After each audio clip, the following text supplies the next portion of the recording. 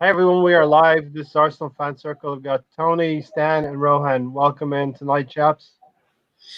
Good evening. Okay, let's start off with this one. When I heard about Arsenal being linked with another Thomas, I was sure it was going to be Thomas Partey, a swap, a sell, whatever. But it's Thomas Lamar, Tony. Thomas Lamar. Yeah, I'm really doubtful of that one. Doesn't make much sense to me. Uh, Stan, a player we were linked with a couple of seasons ago. Thomas Lamar with Alexis Sanchez. I didn't even know that was back on the radar. So this is Yeah. the new one. What is it? A loan, a free transfer? What's the story? It's a your guess, whatever they're doing. We're gonna go through very quickly all the players that we're being linked with. Swap for Lacazette's what it's supposed to be. Yeah, swap for Lacazette is the one. But here's the kicker: Thomas Lamar plays on the left side. Exactly. You I mean, know, we so- almost paid 90 million. We wanted to pay it. I mean, it looked like we were doing everything that we could, or that's how it appeared. We just left it all to the last minute, and there was like an international game, and I always thought, in hindsight, that we kind of dodged a bullet there. So I don't know why we're going back. And as you allude to, and I think we've all said it on this show between us, that's one part of the field where we seem to be well stocked. On the left-hand side, we've got Saka, we've got Martinelli, Aubameyang plays out there as well. So, I don't understand why we're even looking at someone in that position. yeah, I think it's really just newspaper talk right now. But Rowan, what's your take on it? Thomas Lamar, not Thomas Partey, right now. Total paper talk. He's absolutely flopped in Atletico. He was a guy that we bid 90 odd million for, and then now he's not playing for Atletico. So maybe it's his agent that has put the speculation out there just to generate some sort of interest in him. But in all honesty, I don't think that's true. I think, although I doubt the senses within the Arsenal executives, but I don't think they'll be this senseless that they're going to probably go for someone like that, who's flopped at Atletico. We are well stocked in that area, and there are areas that we have to improve in. If it was like, we're a world-class squad, and then we don't really need anyone in any specific area, so we want people to give competition, then I understand. But right now, if we were to give Lacazette, why wouldn't we take Partey, or why wouldn't we take one of their center backs or something like that, right? Like, why would we go for a winger? This is absolute, paper talk and bullshit for me. The only thing that I can see about this is there was some speculation about, dare I say it, Tierney moving to Leicester. And, that would put Saka at left back and then maybe Thomas Lamar, if this is going to happen, as a winger, or playing in the 4-3-3 formation as well, Rohan. If we give if we give Tierney to them, what I want is NDD in return then. Yeah. That's the bargain that I want. I don't want anyone else. I don't want to shift players around. Why would I lose our genuine left back and the guy who actually plays left back, and then put some guy who I think should be a winger and put them in that position, and then not gain anything out of this? If we end up doing this, we're effectively saying that Leicester are now a bigger team, that they can get the bargain that they want, and we can't get anything back. I would still not want this, but if we were getting NDD in return, I'd still think about it. Nothing less. Yeah, and Stan, this thinks of super agents here. George Mendes is the agent for Thomas Lamar. I just don't see any way on this earth that we're even considering moving on Tierney after less than half a dozen appearances. Yeah. We've only just bought the lads. I don't believe that. I mean, that's the only way I can make sense out of this speculation. I mean, both that and the Thomas Lamar, You know, when I hear about a transfer, I try to look at the rhyme or the reason. And with both of those, I don't see either or nothing like that. It doesn't make sense.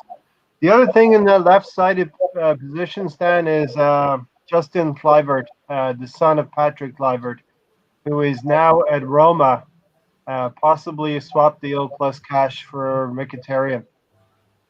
But he's Again, it's that position, right? The left-hand side of yeah, midfield. it's also in that ostensibly in the same position, right, Rohan, as Lamar. On the Tierney thing, people have got to remember that Arteta has recently done an interview with Ridey in which he praised Tierney and he talked extensively about Tierney. If that was the case, he wouldn't have talked about him. So I think that's paper talk. And Patrick Kluivert, I don't really know much about him, I'll be honest. But again, that's not a position that I'd look at. Now we're talking about, and we've spoken about this in many episodes before this, that we're talking about wage cuts, we're talking about a recession, we're talking about losses, all of these things. And then we talk about positions that we're well stocked in and not addressing issues that we have been having for years. This fits the bill when it talks about Arsenal transfers. This does fit the bill that we address something that all of the boxes, right? It does, but logically, I would still deny it till the day it happens. Yeah, I think we're shopping by agents right now, Tony. So Thomas Lamar, and then we have Thomas Partey. He's also, I think, quite advanced in talks right now. He's keen to come to the club, and possibly also in a swap deal with Lacazette. Yeah, it makes a lot more sense than going for Lamar. Half the players we are linked to right now is wingers, and we definitely don't need a winger. And then to round out our midfield, we're pretty much going to tear our midfield and retool the whole midfield. Torreira is unsettled and maybe wants to go back to Italy as well. So would you use Torreira as a possible make weight to get Partey? Yep. Stan, that seems a little bit more likely. Torreira is going to go to Italy. I mean, I'm a fan of Torreira, and again, we don't know if this is just like paper talk, but we have heard stories about Torreira being unhappy and feeling a little bit homesick before under the Unai Emery. So again, you don't know. They could just be bringing up the same old story, and he's probably perfectly fine. You don't reading it and laughing. You just don't know. So I honestly think that a lot of this is the papers just need to keep busy. There's people that have to write sports journalism. That's their job, right? And even if they're sat at home, they still got to come up with maybe 400 words about something, right? And they know that with Arsenal, there's no, we love to sort of like get behind the story and shoot it all around social media and come on a podcast just like this and discuss it, right? So, I take a lot. I'm taking a lot of these stories with a pinch of salt, personally.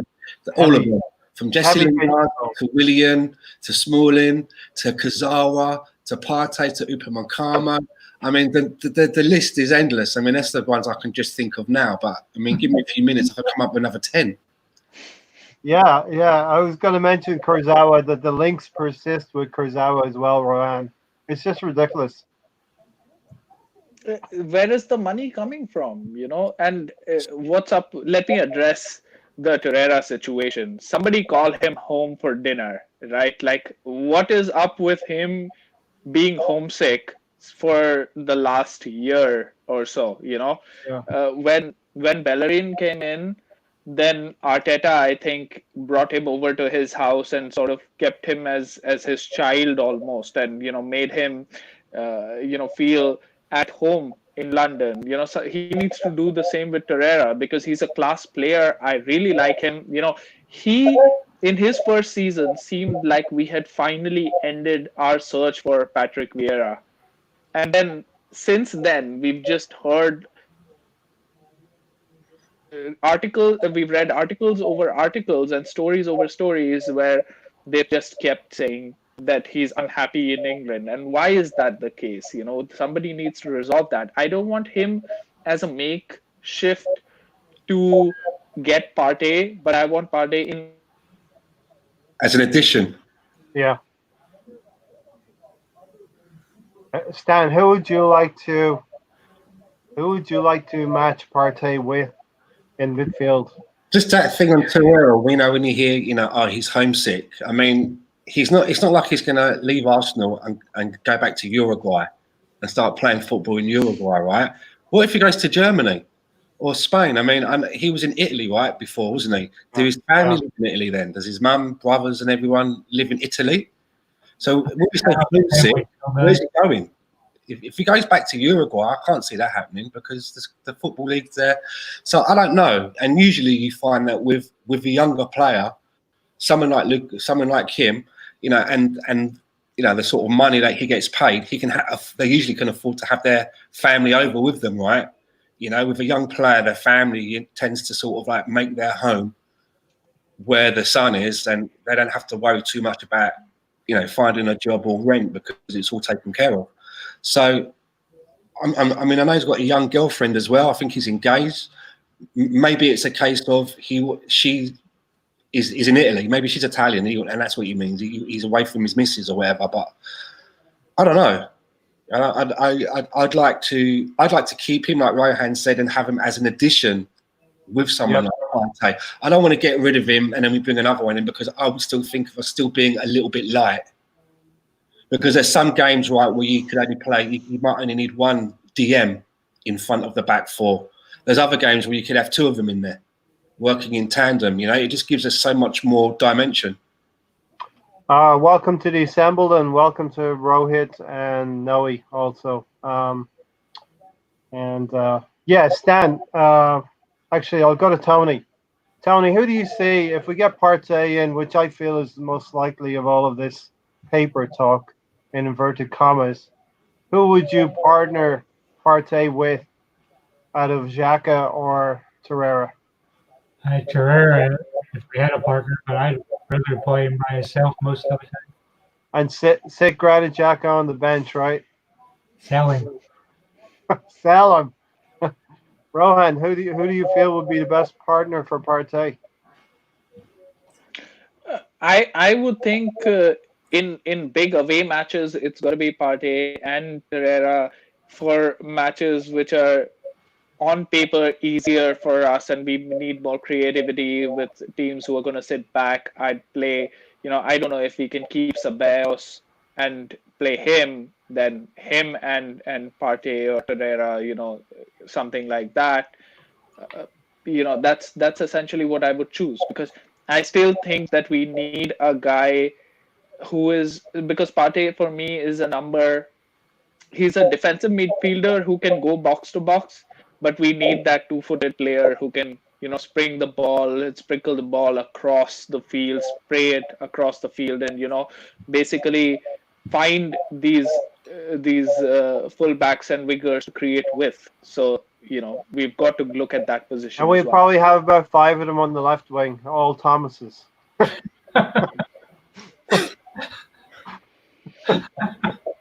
Just kidding. But shout out to Stephen Denham as well. Actually, I send him a comment, a tap on the shoulder, say, hey, we're going to have a show in a couple of hours, because YouTube, he doesn't really get the notifications.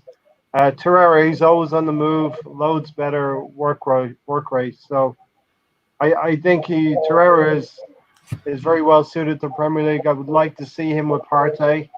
And Stan, can you just imagine Partey and Torreira in midfield ahead of Saliba, plus one centre back?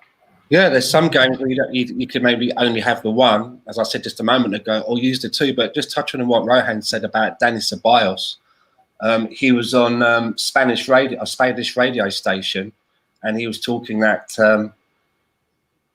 the Premier League is going to restart on June the 20th.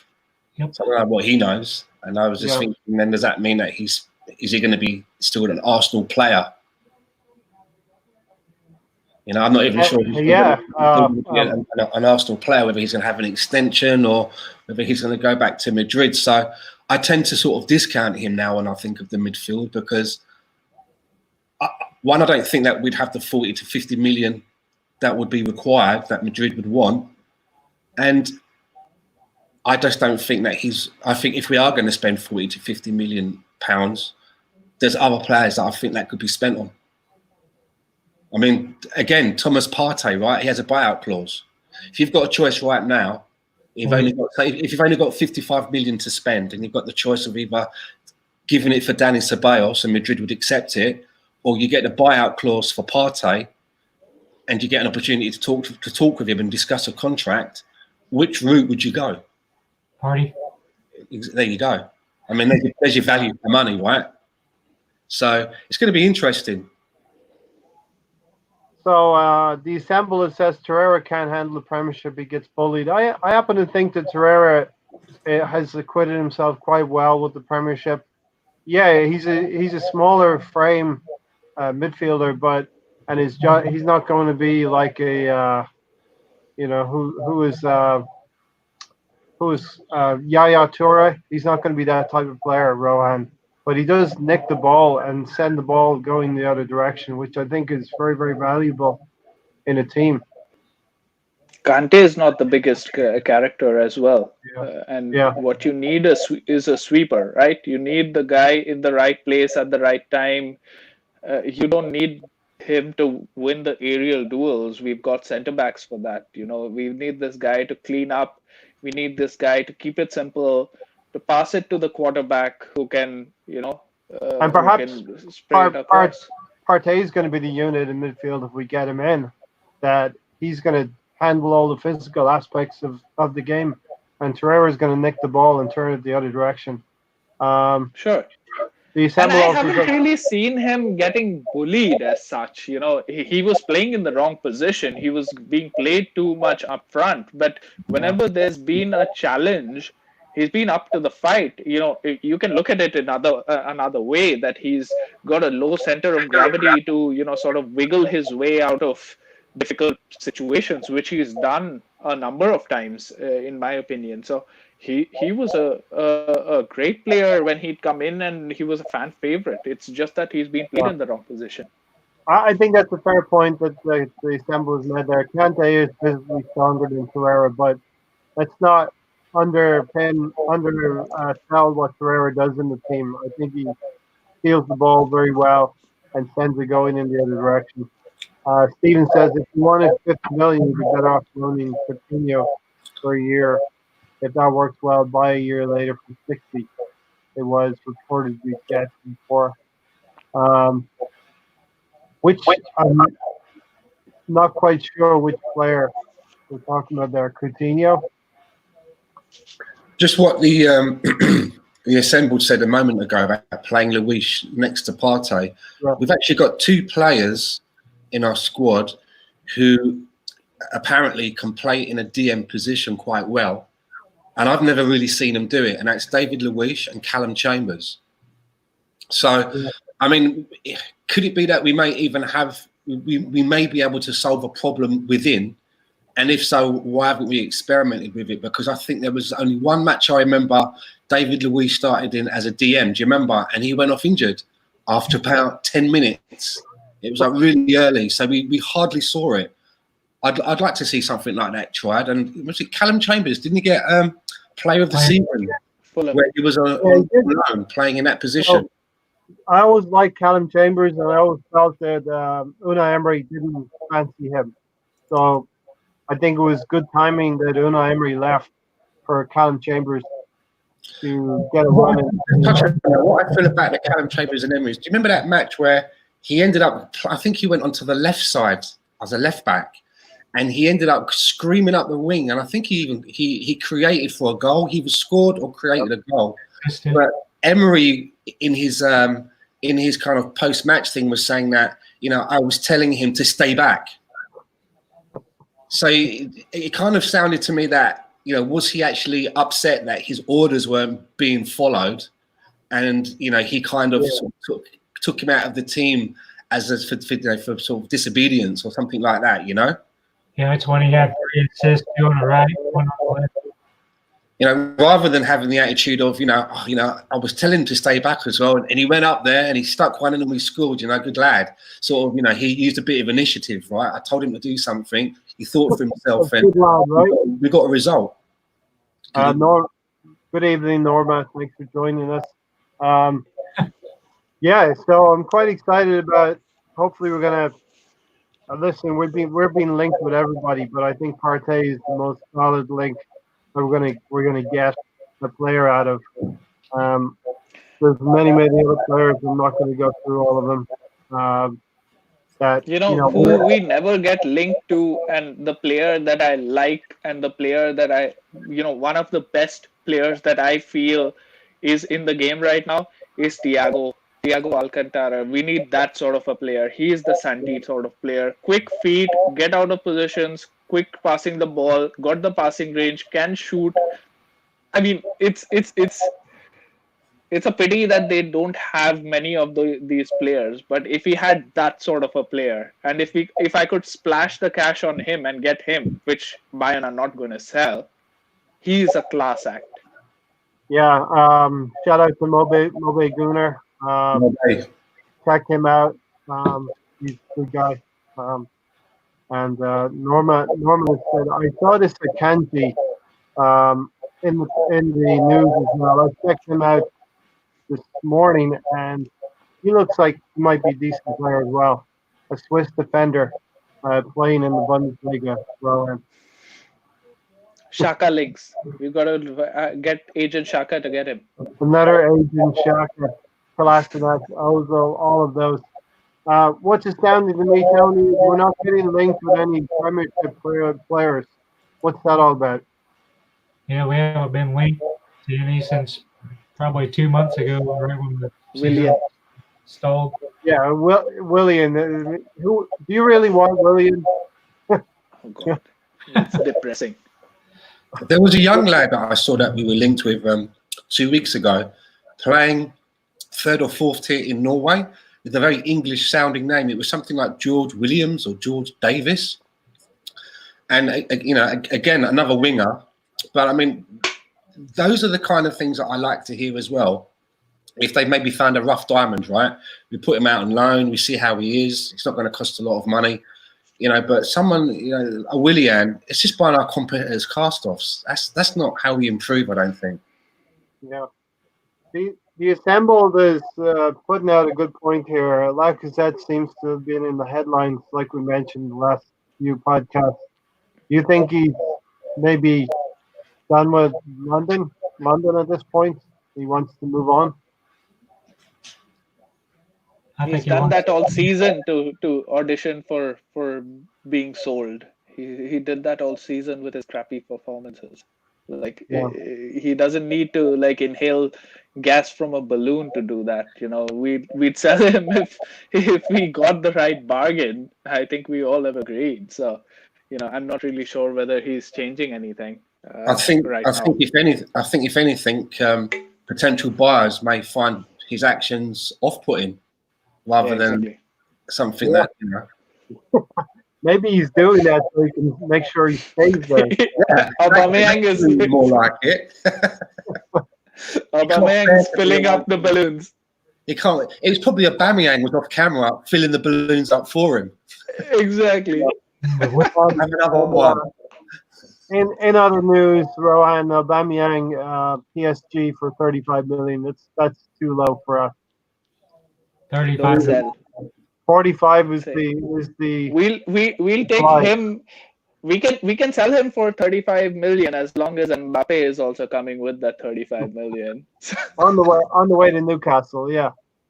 Put a huge buyout clause in Newcastle and have it for 250 million, and Stan gets to build a stadium as well, right? But I don't know how going to PSG is really appealing, right?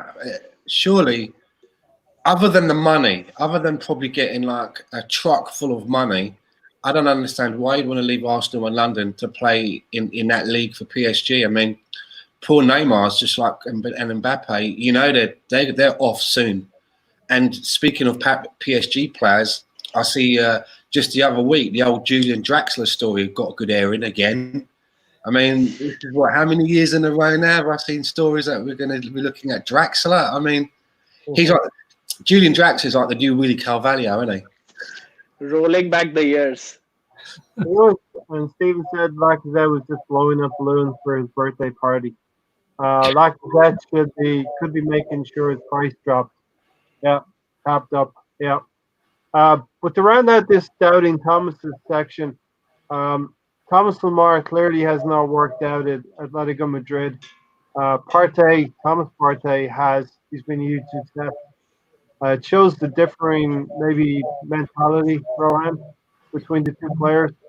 Could Arteta get a different tune out of Thomas Lemar if he can? We don't need that. Why would you spend money there? We've got other places to, rectify, and that's where we should be looking at. It would be foolish, and if Arteta signs off on this, then I'd be seriously doubting what Arteta is thinking. Let me pose one final question. As a 4-3-3, could he be the left-sided midfielder? Not the winger, the left-sided midfielder. It could be, but still. No, Sorry, we can't afford it. He could be, but what I'm saying is that we have other positions to fill. Like in that 4-3-3, we have a centre back, a right back, and a defensive midfielder position to fulfill. Once you fulfill that, you get Thomas Lemar or you get Julian Draxler. I don't care. Yeah. All right, let's put paid to that silly transfer season. That's why I put the banner up, doubting Thomas, because we are a bunch of doubting Thomas, especially with everything that's going on right now. The journals have to fill the pages, like Stan said, you know. But news, like you mentioned a little bit earlier, the news is Premier League is due to return. We're hearing 20th of June.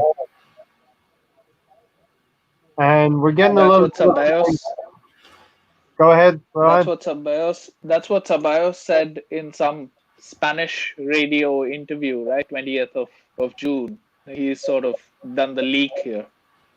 We're getting a little taste of what that could be like from the Bundesliga, and we'll have a little Bundesliga preview just before we go. We're going to keep this down to about an hour tonight, because there's not a lot of news swishing around there. But work colleague told me today that a lot of the German players were getting muscular injuries because of the games the weekend, and that's likely to happen, especially with our motley crew of Arsenal players. So what do you think? What do you anticipate moving forward, Rohan, for the Premier League return? With the intensity of the Premier League, with the whole situation, the players would want a big pre-season as such, because this is longer than what they'd be out for after the season, right? Because they do play friendlies, and they do go for international tournaments, etc., that keeps them occupied. So they haven't really been on the grass for a bit, so they'd want a long time there. And the Premier League has already conducted coronavirus tests, and it seems like 6 players have tested positive. So I don't really know where we're headed with that, and Troy Deeney has come out and said that he is not comfortable leaving his 5-month-old child who has respiratory issues and going to kick a ball. So that's where we're at. So let's see where this goes. In fact, we still need to see from the Bundesliga what the numbers come out, whether there has been any new cases, how they handle it and stuff. And even if the Bundesliga handles it perfectly well, I'm sure that the Premier League will look at it, try to emulate it, and absolutely screw it up like they did with VAR. Yeah, Stan, it's like when you were younger and you were going out to play in the park and you were making a team up of whatever friends came out that night, Deeney may not go to the games, may not play, so Watford's probably going to have to put a team together. I think all of the teams might have to do this. Well, yeah, I mean, he's not going to be put on. I doubt if he's going to be the only one. he's probably just the first one to voice it. But as you get nearer the time and it becomes a reality and the date is set in stone and it gets closer, you probably may hear other players that don't really want to do it for various reasons, right? Yeah. I mean, who's making any guarantees here? You know, that's what I'd be looking for. Where's the guarantees here, right? And there are none really. So no, there's no guarantees. No. We all maybe know the usual suspects in our club who may not turn up on any given day, given the opportunity. I mean, if they can't be bothered to turn up for a Europa League final, debrief, I don't know what else they can be bothered to turn up for. But there you go. Yeah. So I'm also hearing the FA Cup may not.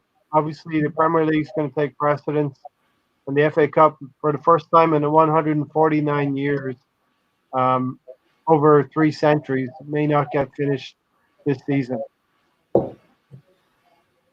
That's the thing that I would be interested in, because that's our possibility of getting silverware, right? So do we get an honorary certificate like Liverpool? Like we were offering them one, so we should get one as well. Amazon vouchers. We're the outright most number of FA Cup holders, right? Like, I mean, the number of titles. So. Look, if you look at the 4 ties left in the FA Cup, I sort of reasoned myself that we're going to win the FA Cup this year. You got Leicester playing Chelsea, 2 of the bigger teams, so one of them's going to get knocked out. Newcastle, who God knows what kind of Newcastle team there will be put together when the new Manchester City. They could be favourites now. When Mbappe holds up that shirt, Stan, his boyhood club. So that's you know this Tom and Jerry episode in which like there's an elephant that comes and that's painted like Jerry. Jerry paints him like himself, and then Tom goes, but this mouse is like so big because it's the elephant. And that's what's gonna be with Newcastle's gonna turn up all of a sudden. They're gonna be massive. Pep's gonna lose his shit because guys, this is not the Newcastle team. Guys, yeah. Anyway, Sheffield United versus Arsenal. We were going to go to Bramall Lane and win comfortably there, and then Norwich we're going to take care of Man United. So an easy path to win the trophy, right, Tony?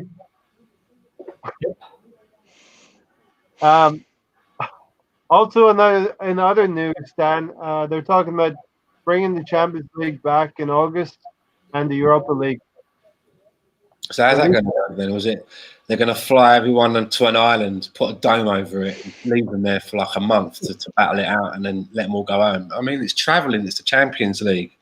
I can understand games taking part in your own country, but logistics, right? I mean, we'll see, right? We'll see. Yeah, they're probably looking at it as being the height of the summer, and the cases will be as minimal as they probably will be for the whole year. So it's crazy stuff, right? I just think that I think Mr. COVID's might have a little bit more to say. Do you know what I mean? I talk about second waves and stuff like that. We should just be.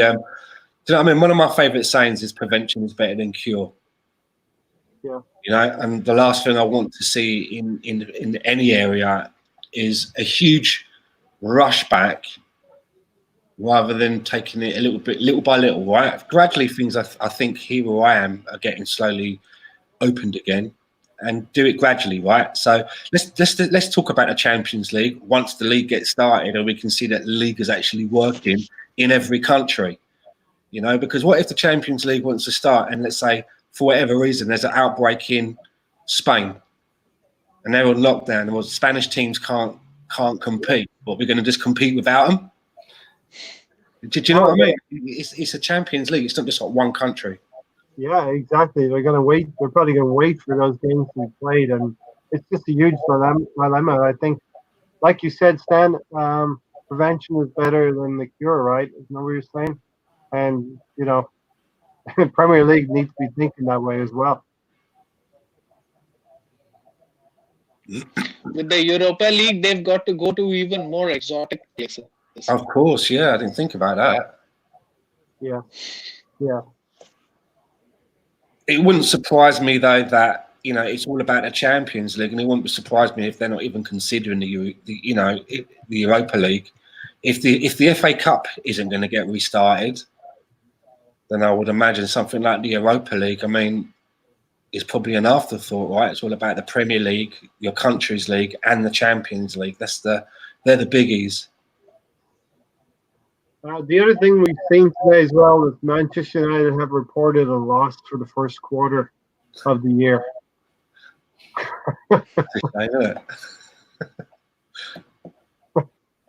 So yeah, I mean, but we could be posting the same kind of loss as well. This is a foreshadowing of what's going to happen in the Premier League, I think.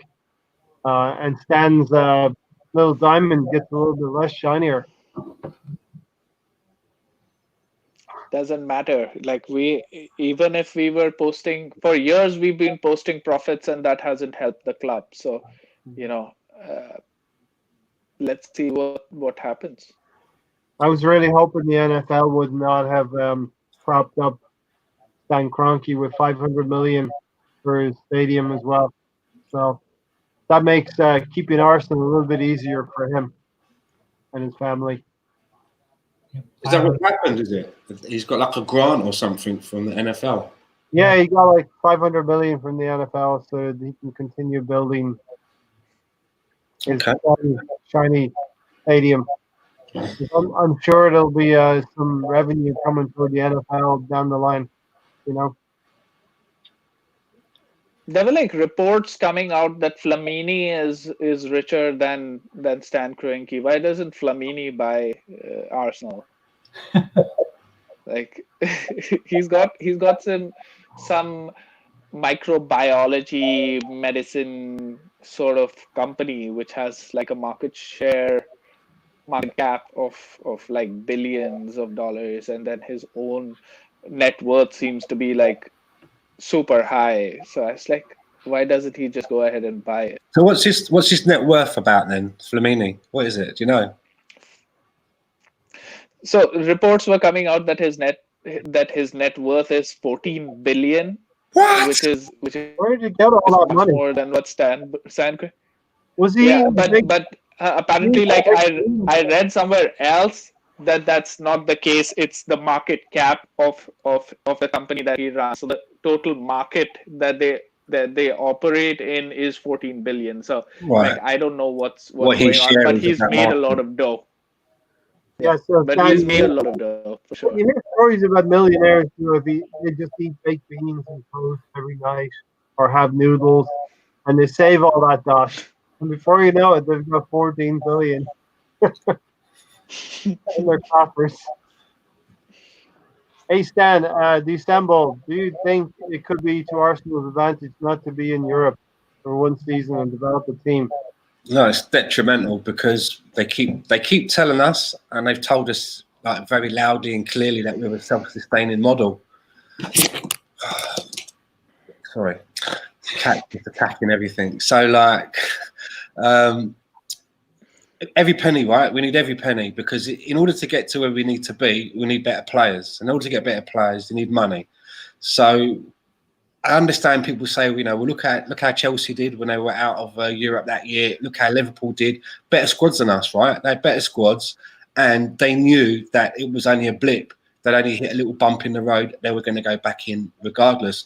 We've been out of Europe a long time. So it tells me that a huge overhaul does need to be done.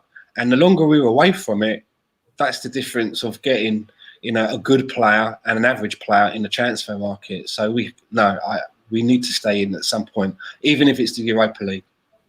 And Tony, I think we're primed for the next few seasons. We've got a lot of young players coming through that are going to hit their peak in a few years from now. Yeah, but we still need to go out and sign some players. That's why. Oh yeah, we need to go out and get a couple. We're talking about a Partey, we're talking about a right back, Rohan, and maybe an attacking or a box midfielder. Something.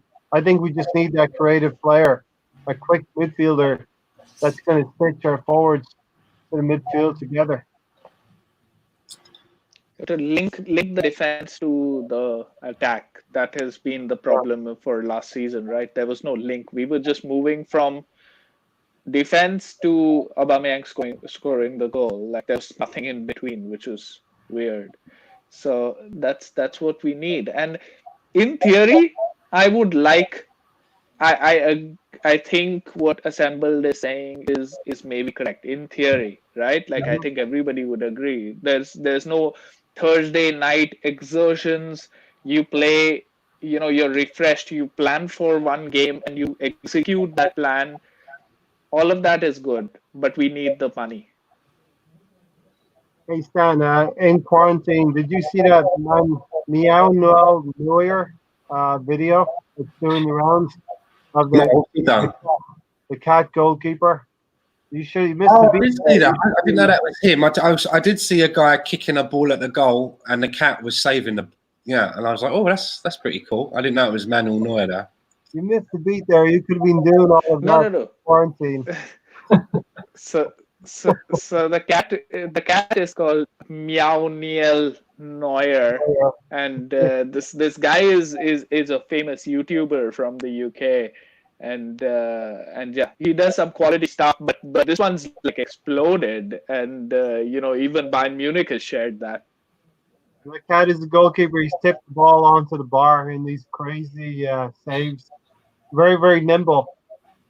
I've seen the other one. It's one where it's like this guy's got it's like a little Yorkshire Terrier dog, and it's grabbed the false teeth of the guy's grandmother, and he's got the camera, and he goes under to look for the dog, and the dog turns around, and he's got the teeth in, like properly, and he's wearing them, and it's the funniest thing, man.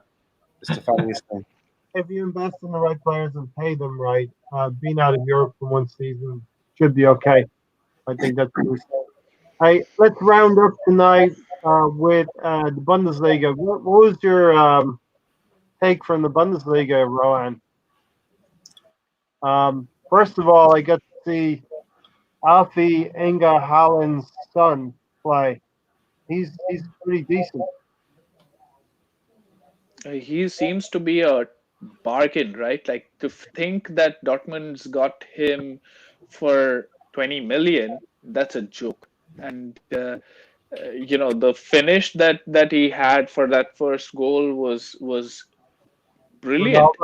Ronaldo exactly. Just gliding it in, and quick play. Dortmund has over the years, I've liked Dortmund, right from when Klopp was managing Dortmund, and then you had Lewandowski, and I remember when they beat Real Madrid by 4 goals, and all of that. So Dortmund's been sort of my team there, but I've gone to see the Bundesliga live a couple of times, and I've seen Dortmund get destroyed by Bayern Munich. So that's the reality of the Bundesliga, but that's the football that we get. And last week, the performance of Dortmund was absolutely, breathtaking against their local rivals. So, their derby. Would you say it's a 2-horse race at this point, Rohan? I mean, the third place team is 2 points back again. I'm sorry, I didn't get that. Is it a 2-horse race for you between Dortmund and Bayern? Yeah, and then there's also Leipzig. I don't know where they are, but Leipzig has sort of come to the fore in the point back.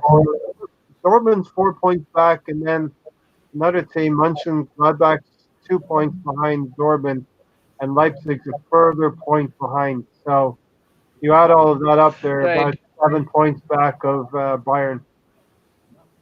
See, in the Bundesliga, it doesn't really matter because at the end of it, the experience of Bayern really takes it away. Last season, I was following it, and Dortmund was ahead for long periods of time. In fact, like almost till the end, they were ahead, and then Bayern just nicked it on the last day. They nicked it. So Bayern has the they've got the DNA there, they've got the game plan set out. So if they're in the lead, they're not giving it away. So it doesn't matter whether the second team, which is Dortmund, is 4 points behind them or 10 points behind them or 1 point behind them. In reality, Bayern are heavy favorites there. And two things. The first one about Haaland and his confidence. The second one about Bayern Munich and how they're able to turn this year after year, this machine keeps moving. Why can't Arsenal do something like that? It seems to be ingrained in Bayern Munich DNA. Well, that young Haaland lad, he's not human, is he? He's like a football cyborg. He's like Lord Bender times 10. I visioned that before the game. There's a crate, and they open the crate, and he's in there, and they put his batteries in. They program him, and he goes off and plays football. And after the game, they take the batteries out, and they put him away. He's fantastic, though. And you know what? I love his nonchalant interviews. I like it, because Arsblog touched on it as well. I don't know if you heard him. He was, I think he's getting journalists to ask him better questions, right? A little bit like what Rohan said earlier about, Mikel Arteta talking to Wrighty and the good things he was saying about Tierney. Well, let's think about it. What else is he going to say? If a manager's asked about a player, I have never heard him say, you know what, he's not for me, and I actually think he's a bit shit. And ask Mourinho that. When the next window comes around, I'm getting him out of it. Other than Mourinho, they don't do that.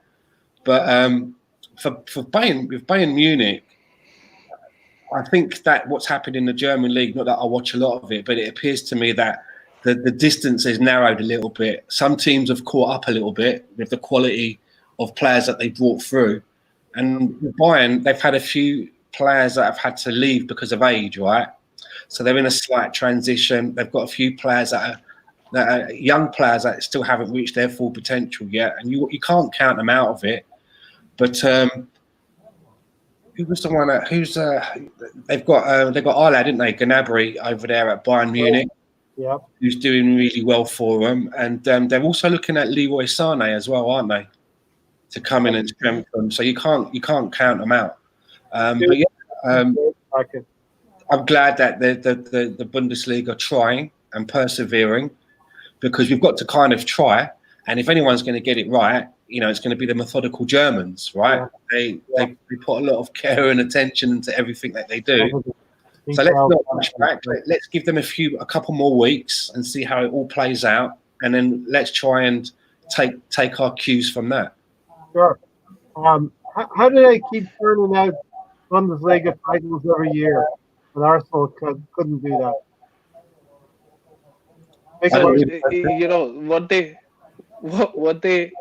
What they do is that till the half point of the season, if they're trailing in the January window, they look at all the other teams and then buy up all of their very promising youngsters who've been playing. So that's what they do. But in seriousness, they've had their issues since Pep Guardiola left, right? Because Ancelotti went there, and then Ancelotti was sacked because apparently the players felt that he wasn't training them hard enough. That is why he had to leave. Contrast that to what happens at Arsenal, where you've got players who would rebel against you if you made them run too much, right? Like, the Mars bars days are back, it seems like that, at Arsenal. And it really, we were sold the dream that we would be the Bayern Munich of England, and we're far from it. Bayern Munich, when they've lost Robben and Ribéry, they replace them with Gnabry, who's tearing it up there, and they're looking at Leroy Sané. They do not get bullied by Barcelona and Real Madrid. I don't hear them. In fact, they take players from them. They took Thiago from Barcelona. They took Xabi Alonso from Real Madrid. And James So they Rodriguez. don't get bullied, and James Rodriguez, so they don't get bullied out there, and that's the model to follow. It's funny as well that you say that about them not getting bullied, because they're not even traditionally, they're not high payers when it comes to salaries either, right? Exactly. And they still always Yeah. manage to have a decent squad. And I would say that the league is a little bit more, it's more competitive than the French league, as you can see now. It's getting a lot closer, but you're right. It's surprising that we can't attract players in the same vein as they do, because they don't pay huge amounts on salaries. Yeah, I mean, we're getting players that fell in love with Arsenal 15, 16 years ago when they were 7, 8, 9 years old. And that's not sustainable for us until we start winning serious titles again. I mean, we've done well to win FA Cups in the last decade with the teams we've had, but that's not sustainable for generations. Can I just say, you make a very good point now. I would imagine that the next couple of generations that are coming through, the young guys that are getting into football now, who live in abroad, and they're looking at other European teams that they're getting fond of, it's probably teams like Manchester City and Liverpool, which are now being attractive. Whereas, back in my earlier days, Arsenal was very attractive because of the football we're playing and the battles that we would have with Man United, right? So you make a good point there. Exactly. There is a pull to you being a great club, and that is why Oxlade-Chamberlain went for less money than what we offered him at Arsenal to play for Liverpool, and that's what they offer, and that's why I keep saying we were right there challenging for titles, and small investments each year could have kept us there, but we've lost ground so much that we now need major surgeries in the squad. Yeah. So within the top 3 or 4 that we were talking about, Tony, the only tricky tie and probably the best game of the weekend is going to be Wolfsburg. I think they're in 4th or 5th place versus Dortmund. And Dortmund have to go to Wolfsburg. That'll be a tough game. That may be a banana skin for them. The title may be decided this weekend even. Yeah, it should be a good game. I think at this point, Bayern is ready to start running off with it since all the other teams are dropping off. Any other players that you were excited about last weekend, Tony? No, I was surprised how the teams were only using 2 or 3 subs, not using their 5 subs. Yeah, Kai Havertz, he scored 2 goals, right, Rohan? But I was actually waiting for Tony to mention the Leipzig defenders and Ndika and all of them, whether he's looking at them right now. Yes, he's checking up. Tony's the stats guy. He's our numbers guy. He's the treasurer. Exactly. On the panel, he's the treasurer. He's got to give us a report now. And the timekeeper and all that stuff,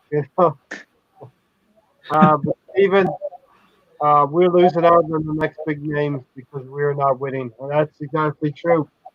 Stan, I was born in 71, had to wait 18 years. Not personally, but the club had to wait 18 years till 89 to win something. Now we're on, 16 years now, waiting for another title. Yeah, so the story's a lot different, isn't it? Just as we were getting ready to leave Highbury, the story that we were sold, the brave new world that we were told that we were about to enter in. I mean, none of it really transpired at all, has it? We've had some good FA Cups along the way, but that's been it. We've got the revenue coming in. We've got a much bigger stadium, so we can compete on match day, which was the problem because we only had 38,000. We've got good shirt sponsors. We've got a billionaire owning the club, but for some reason we still just feel quite a way behind of where I feel that we should be for a team that goes unbeaten in a season. I still I don't want to keep harping back to the old days, but we never really built on that at all. And The ambition was to move to a new stadium, break the team down, the Invincibles, and sell those parts.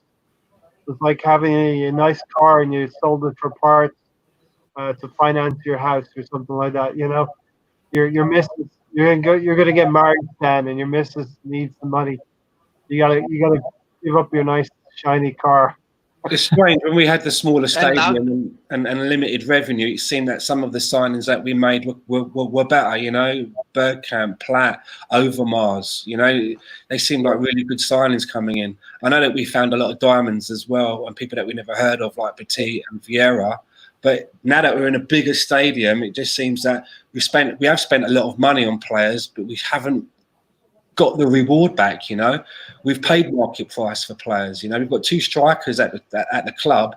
You put that together, that's just over £100 million worth of firepower that we have there, and we still seem to be wanting. You know, and it's all well and good of the players getting individual rewards. You know, golden boots and individual accolades, but I just feel that we're just as a team falling short, and I don't know how it's going to be in this transfer window, but I've always felt that when it's come to transfers, we've never had the begging bowl. You know, 70 odd million for Xhaka and Mustafi combined, 42 million for Ozil. We've got 2 strikers that cost just over 50 million each. We've just invested 72 million on Nicolas Pepe. We've not had the begging bowl out. And now I'm worried that if we can't make where we should be when we've had the money, now that we might be strapped for cash because of the lack of revenue, what's that going to look like? Yeah, exactly. Rohan, you had a point. I think football sort of just changed at the wrong time for us, right? Like the billionaires investing in the game just came at the wrong time when we were moving. If that was not the case, and if it was still the model that was pre-Abramovich era, then we would probably be doing well because we'd have more revenue than, I mean, basically the second highest revenue in the Premier League, and so that means that we would be able to attract. But that's not the case. But what has happened now is that we've sold our shiny new Ferrari, you know, that we had to sell, and now what we have is the Flintstones car, you know, right? Like the Flintstones car in which you have to like stand and run and like stop with your feet. That's what we have now. I think. Do you know what it feels like? Have you guys ever seen the Peanuts cartoons, Charlie Brown? Yeah. Arsenal sometimes reminds me, we're like the Charlie Brown of the Premier League. You know, every time he runs up to kick that football, you know, Lucy pulls it away. It's either you know, Abramovich comes in with all his money, the football gets pulled away. You know, something always happens with us. You know, we get Unai Emery come in, football gets pulled away. Every time we run up and we think that we're taking that next step, something always seems to occur, and we seem to take an extra step backwards. I mean, that last summer, that Pepe, that transfer window. Do you remember how happy Arsenal fans were? That transfer window. I remember the video of Raul Senieri coming out of the ground in his car, and everyone crowding around his car like it was Elvis Presley in there, you know, some superstar, and taking selfies with him and calling him Don Raul. You know, I was even petitioning that we should build the man a statue. Now what's happened? You know, now we're all crowdfunding to hire a hitman to go and take the guy out. You know. As Stephen said, the people in charge are useless. We have the money. We have spent well. We have spent money. We have not spent well over the last 3 or 4 years. I have a question.